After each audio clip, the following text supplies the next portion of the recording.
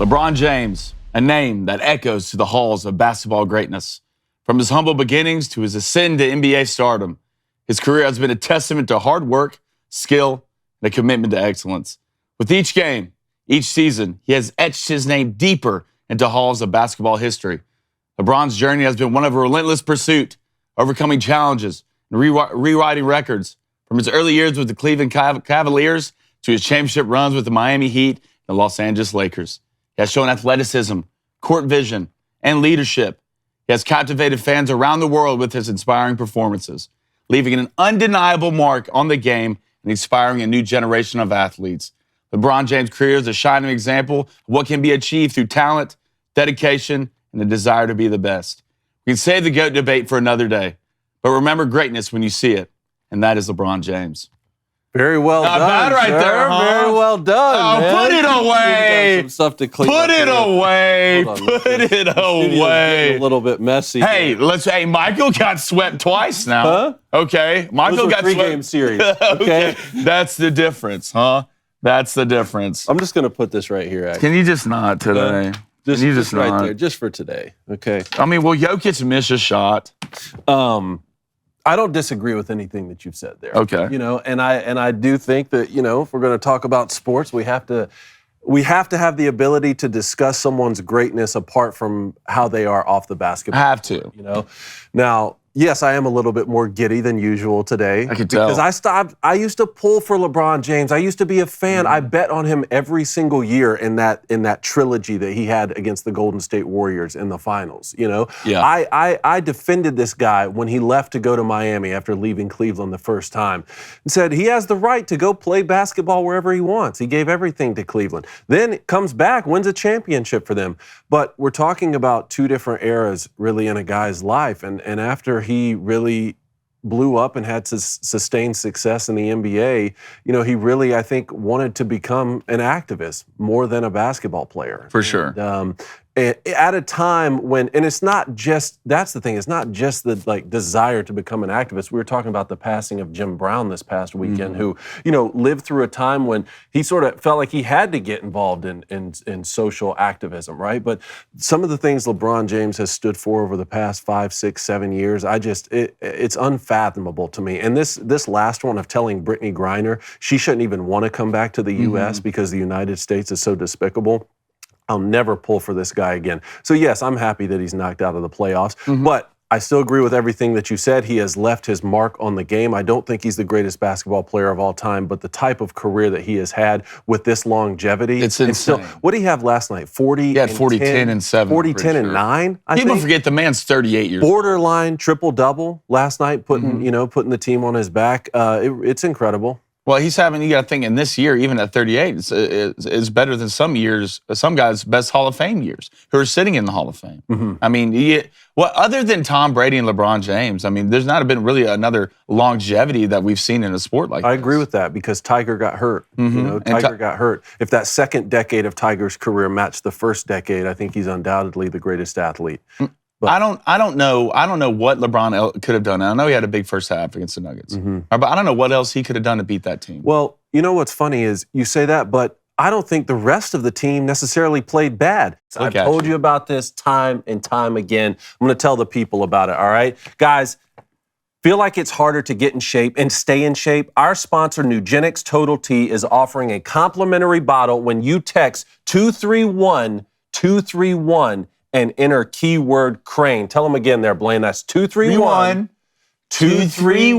and enter keyword Crain. That's C-R-A-I-N because you and your brother aren't birds, right? Correct. You're not birds. That's exactly. So as we age, our body loses free testosterone, our energy drops, our libido falls, and we start to lose muscle. Nugenix Total T Testosterone Booster helps you turn back the clock and re-energize your workouts. Nugenix Total T contains key man-boosting ingredients like testofen, validated in 5 clinical studies and backed by years of research. So text keyword Crain, C-R-A-I-N to 231 231 for a complimentary bottle of Nugenix Total T. Complimentary, by the way, that means free for those who need to know, because free stuff is great, right? I like free stuff. Text now and you'll also get a complimentary bottle of Nugenix Thermo, their most powerful fat incinerator ever. Absolutely free. Text keyword Crain to 231-231. Not only last night, but I'm talking about in the series. Let's just look at some of the numbers from last night. Anthony Davis, I saw Trade AD was trending today on Twitter, and I want to get your thoughts on this. He still had 21 and 14. You know, it's not like he just had 6 points or something like that. And throughout the series, he was playing as well in the series as I think he was against Memphis and against the Golden State Warriors. So if you're LeBron James right now, and we saw him come out and say he is contemplating retirement and he has a lot of things to figure out. So I want to ask you, one, will LeBron James retire? Okay, which I think, I'm going to say no. I think he's going to come back. That was just sort of in the moment at the press conference. And then two, is it even more frustrating for the Lakers that they played well and couldn't beat this Nuggets team? Instead of saying, oh, well, we just didn't play well in a different series, we would get the better of them. Well, you got to think, one, this Nuggets team came in as the number one overall seed in the playoffs, the best team in the NBA. I believe the Lakers, came in as the 8 or 9 seed.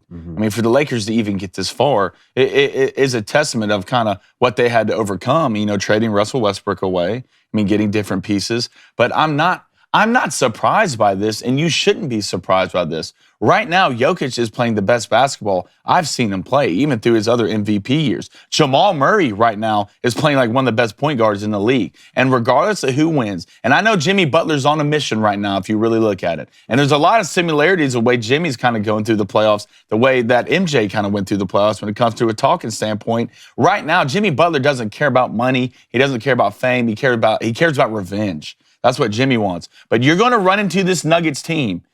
Michael Porter Jr., Tree, Jokic, huge. Jamal Murray, elite. Caldwell Pope, playing good basketball. There's a reason why this Nuggets team was coming in the number one overall seed. And I don't know even if Anthony Davis and LeBron James had big games, I don't know if they win this game.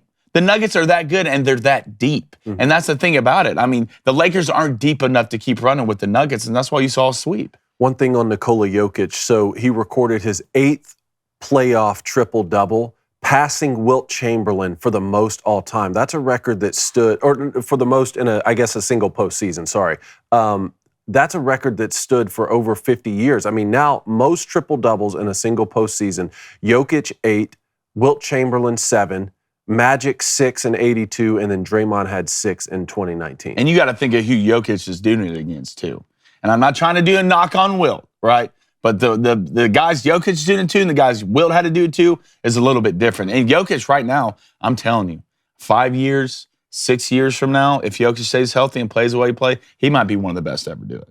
You really think so? I really think so. And or is he having a moment? I don't think so. We saw when it comes to the triple-double talk, remember Russell Westbrook was breaking triple-double records we thought would never be broken. And then even James Harden was doing it for a little bit. And you see, those guys just aren't the same today as they were during those best seasons. That's how normal human beings are. It's not normal to do what LeBron James is doing. No, not at all. So how long do you think Jokic can sustain this? I think he can sustain it for a while. I think the way he plays, we've never heard of big injuries when it comes to Jokic in the first place. And the way he plays, one, he can shoot from the outside. He can face up and play. He can go back to the basket. And he's an elite passer. And this is the way he fits into the Nuggets game and their scheme. And then I think if he keeps Jamal Murray around him, the longer he can keep Jamal Murray around him, the better Jokic is going to be at the end of the day. Again, to my point on playing well, the Lakers had a better three-point percentage last night, a better free throw percentage. They had fewer turnovers. They had more blocks. They had more steals, and they had more defensive rebounds than the Nuggets. And lost. And the Nuggets still Jokic hit a couple of shots late.